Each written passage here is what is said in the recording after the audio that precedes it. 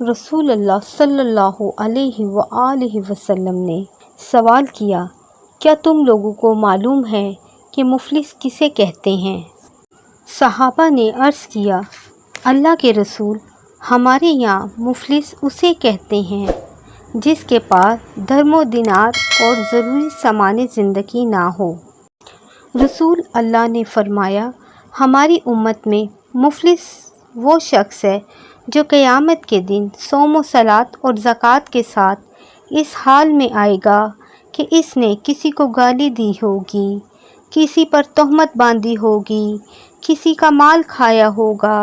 کسی کا خون بہایا ہوگا اور اس کو مارا ہوگا، پھر اسے سب کے سامنے بٹھایا جائے گا اور بدلے میں اس کی نیکیاں مظلوموں کو دے دی جائیں گی۔ پھر اگر اس کے ظلموں کا بدلہ